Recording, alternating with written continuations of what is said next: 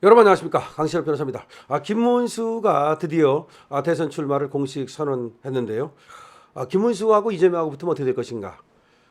지금은 윤 대통령 파면의 여파로 지금 보수가 약간은 좀 침체되어 있습니다만은 1대1로 붙으면 충분히 김문수가 이깁니다. 그 근거가 있습니다. 지난 1월에 말이죠, 조기 대선을 전제로 김문수와 이재명이 1대1로 붙으면 어떻게 되겠는가를 조원 CNI에서 조사한 바가 있습니다. 그때 김문수가 46.4, 이재명이 41.8, 무려 4.6%를 앞선 적이 있는데요. 지금 이재명에 대해서 우리 많은 국민이 포비아를 갖고 있습니다.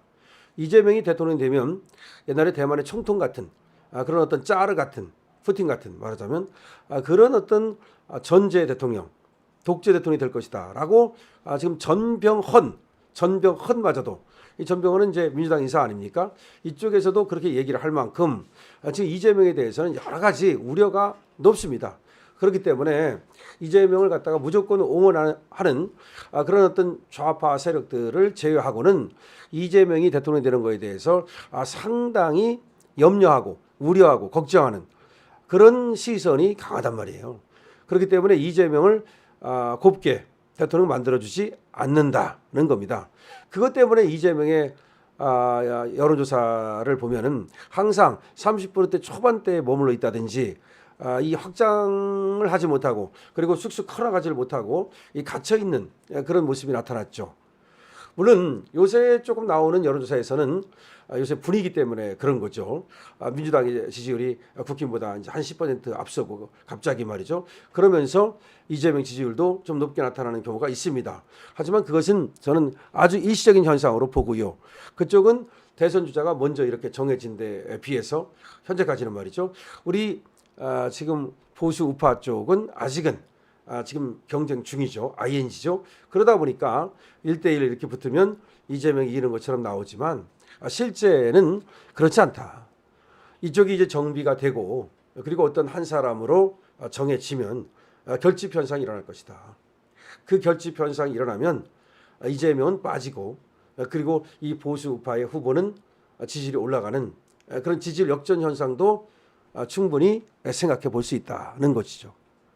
그래서 이재명은 안 된다라고 하는 여러 공감대가 이미 퍼져 있기 때문에 이재명이 쉽게 대통령을 딴다? 그렇게 보지 않는다. 쉽지 않을 것이다. 그래서 말이죠, 이 민주당의 고민도 사실은 거기에 있죠. 이재명 갖고 지금 승부를 걸 수밖에 없는데, 즉 막다른 수예요. 막다른 골목이에요. 다른 방법이 없어요, 저쪽에서는. 그런데 이재명이 5월 달에 혹시라도 파기 재판 돼가지고 아웃되는 경우를 배제할 수 없고, 그러면 이제 민주당은 후보를 잃게 되는 거죠. 또 그렇지 않다 하더라도 우리 쪽에서 나오는 김문수 후보 같은 사람을 과연 이길 수 있겠는가? 여기에 대해서 쟤들도 상당히 회의하고 있다는 것을 우리가 알아야 돼요. 그러니까 겉으로는 윤석열 대통령의 파면에 대해서 쾌재를 부르고 있지만 속으로는 상당히 지금 걱정하고 있다. 왜냐?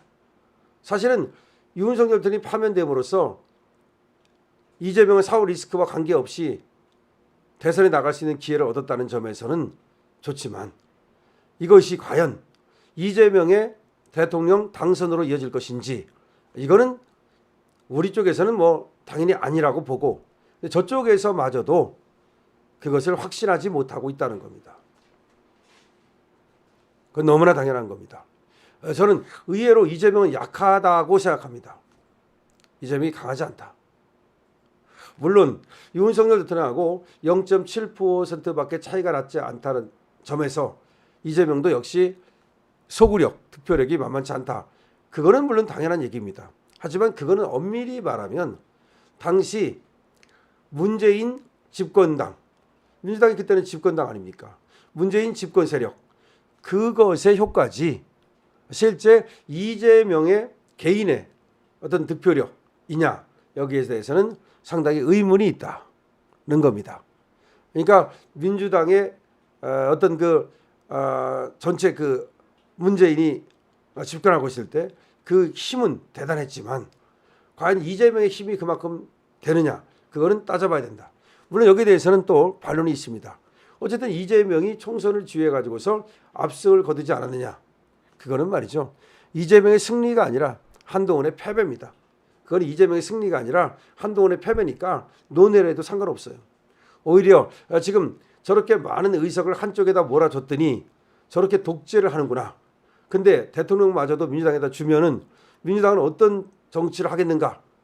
엄청나게 국민이 우려할 수밖에 없고, 거기다가 대통령 권력을 주면 안 되겠다는 생각을 할 수밖에 없어요. 그래서 우리는 말이죠, 김문수가 나가면 충분히 이긴다라는 자신감을 갖고 이번에 선거에 임해야 합니다. 그리고 윤석열 대통령의 지금 파괴력, 영향력은 여전하다. 그러니까 윤석열 대통령과 어게인이라는 말이 나오고 있지 않습니까? 근데 그거를 또 가장 잘 실현할 수 있는 사람이 김문수 장관이죠. 김문수 장관은 의리의 사람입니다. 의리의 사람.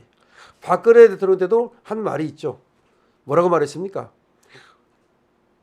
박근혜 대통령이 뇌물을 받았다면 내가 뇌물을 받은 것이다.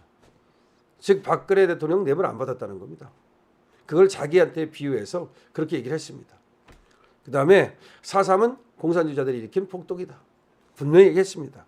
그리고 건국일은 1948년 8월 15일이다. 분명히 얘기했습니다. 박정희 대통령은 영웅이다.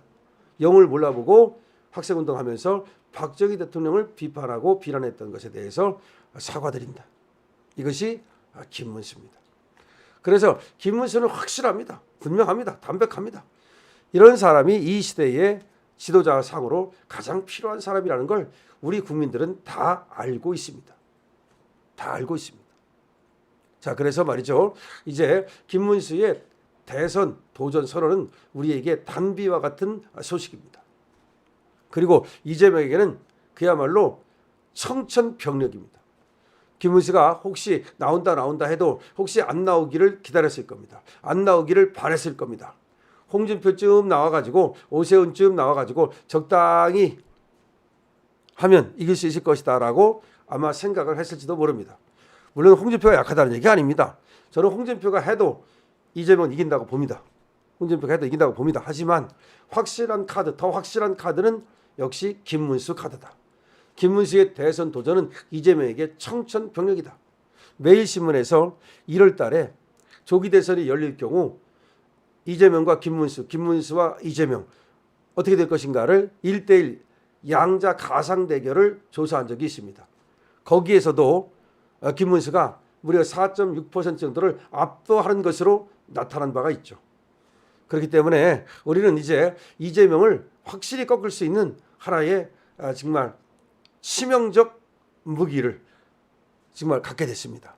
그거는 우리한테 정말 다행이고요. 그 다음에 윤석열 대통령도 이제 또 11일 사저로 돌아오시니까 그 이후에 어떤 또 메시지를 낼 것이고요. 이미 메시지는 뭐 2030들에게 여러 번 냈고 2030들이 거기에 또 화답하고 있기 때문에 그 2030을 모으는데 윤 대통령의 힘이 크게 작용할 겁니다. 그리고 또 김문수 장관을 또 40대 50대부터는 잘 알거든요.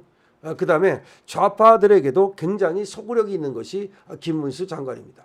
이 좌파들마저도 말이에요. 막상 김문수 대 이재명, 이재명 대 김문수 붙으면요. 고민할 거요.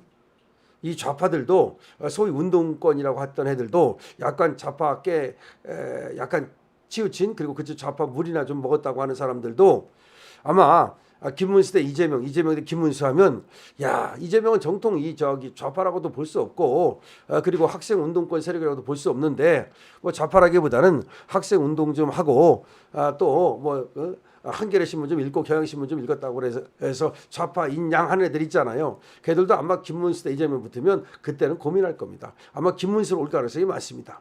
자, 김문수의 등장은 이재명에게는 청천벽력이죠. 이재명 아마 까무러쳤을 겁니다. 여러분 어떻게 생각하십니까? 댓글 많이 남겨주시죠. 강시엽 TV입니다.